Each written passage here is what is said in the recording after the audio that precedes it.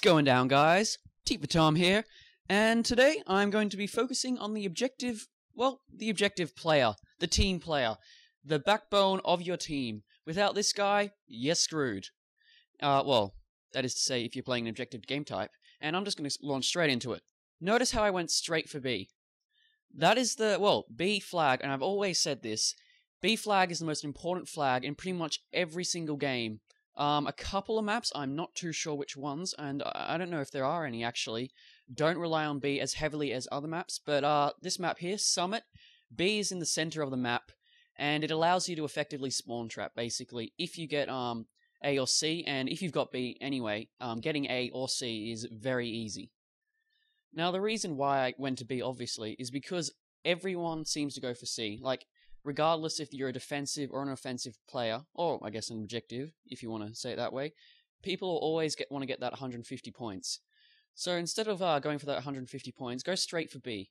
You'll, if you got running marathon like I am here, I believe, you'll pretty much get there first, and because the enemy team will probably want to cap A or C, their respective home flag, they'll be a bit late to the party, and you'll be able to set up a small perimeter or defensive, place, I guess. So that way you can capture B quite easily. And, basically, that's it for Domination. Not really. Okay, you have to have two flags. Domination, the name of the game type actually is the act of, controlling 3 points. And, controlling 3 flags, I don't know how you could do it when you're versing a team of 6. And you've got a team of 6, it's a bit team of 9 if you're playing ground war. Doesn't really matter. Because the enemies spawn anywhere when you've got 3 flags, you'll often run into trouble. And for that reason, as the objective player, it is your goal to make sure that you have 2 flags. If you've got a 3rd flag, don't bother defending it. Try and, get an idea of what 2 flags are most desirable. Generally they're B, and, A or C. It varies depending on the map. On Summit, I'd say the C flag is much better to have, because the A spawn is a lot easier to, I guess, have your offensive and defensive players to spawn trap them, whilst your objective player can sit back and defend B. And you can see I'm maintaining a certain vicinity towards the B flag.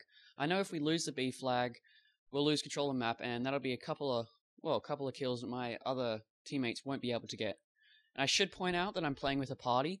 A party helps tremendously when playing an objective game type. I'm sure you know that. But as an objective player, this is the kind of role that you can play in with randoms. Because if you play a Slayer or a defensive role, you're relying on the randoms to actually capture the flags, and you know how they can be. They have this is the reason why I'm making it. They don't really understand what role they should be playing, and basically, if you're an objective player, if you always play the objective, then, this is the style of play you should be doing.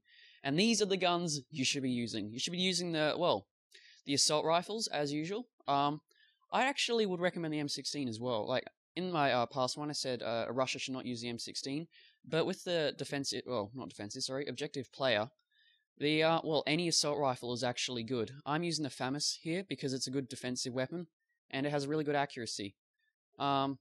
Shotguns are always good. The weight of the gun when you run with them, same with SMGs, is really light, which means if you get killed, you can run straight to the objective, and because it's close range, and because you want to be within the vicinity of the objective, they're good for taking out enemies that are trying to capture, destroy, defend, blah blah blah. And of course, LMGs. LMGs are if you want to sit back a little bit, and, we all know what an M60 does when you sort of hold down the trigger. You got pretty much infinite ammo. Well, not infinite ammo, 200 if you got big ammo. You know what I mean. LMGs are good for a defensive perimeter, not so much for the initial capture, defend, etc. Attachments, extended mag is excellent, because you can just keep a sustained fire. That's with any gun. I'm not using it, I don't think, with my FAMAS, because, I was at quite low level, so I hadn't unlocked extended mags yet.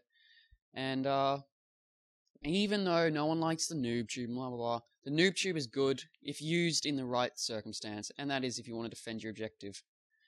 And, so I'm going to recommend using the noob tube, grenade launcher, whatever. Moving on, equipment.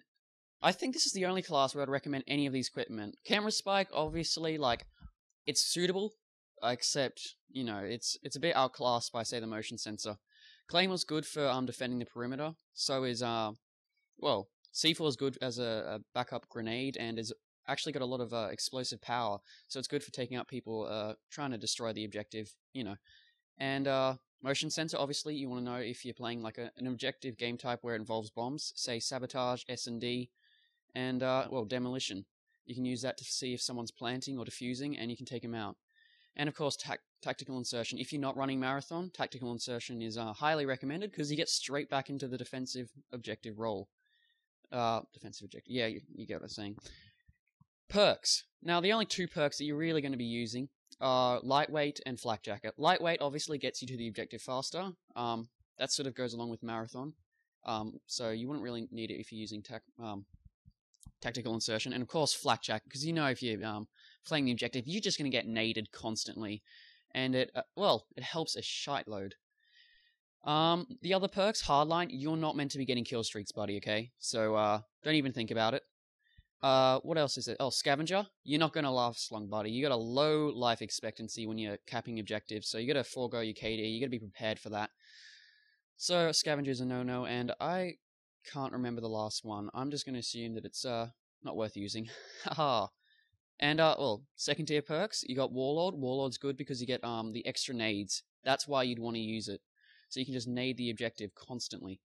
Sleight of hand, for obvious reasons, if you're like as you can see here, I'm constantly encountering enemies. So sleight of hand's excellent. Oh, sorry. Steady aim's also good. Once again, it's not really like the best perk in the game. It's situational. It depends on personal taste. And of course, hardened. If the objective is behind like a thin sheet, or well, actually not even a thin sheet because you're hardened. It is good for shooting behind objectives. Very good with an LMG like the M60, the Stoner. You get the drift. And finally, the last third tier perk, I would recommend, well, Marathon, obviously, for getting the objective closer. Hacker. Hacker's debatable. It could be good for taking out enemy equipment, obviously, but in the long run, it's probably not the best perk. And of course, Tac Mask. Tac Mask, I would probably recommend, actually. Once you get to the objective, you'll be able to destroy.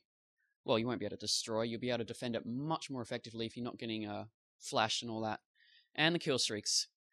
You're not meant to be getting kill streaks, really. So I'm just going to list, well, the low-level ones that will be good. You got Spy Plane, RCXD. RCXD for defending the objective if you get killed. Spy Plane to give you an idea where the enemies are, and to support your players who are getting the kill streaks. And Counter Spy Plane also, so the enemy doesn't know where you are, so you can constantly keep on moving around the objective. Napalm, well, place it on the objective, watch the kills reap in. Sentry Gun, place it near the objective, watch the kills reap in. And same with the Mortar Strike and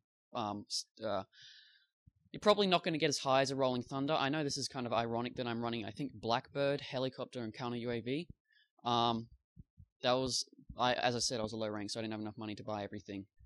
And, yeah, I'm running Blackbird just to support my team. And Blackbird, I guess you could say, I wouldn't really recommend it. You're not meant to getting high kill streaks, so I'm recommending lower ones. And I guess you could put in the Rolling Thunder just for like an extra powerful napalm. But I'd say you should be running UAV, counter UAV, and napalm would be a good setup. As I said, run with a party. It helps a lot. Though as an objective player, you can play solo. And well, objective player is really annoying. Even when I play like with a party of 6, we've lost if everybody on the opposite team, well, even if some people play exclusive objective. One thing you should want to know: don't die too much. You don't want to give the enemy kill streaks. That's why you've got your though I guess you got your offensive and your defensive people to keep the kill streaks low on the enemy team. And I think that's about it for this objective role outline, whatever. Anyway, I'll see you guys later in the next one. Bye.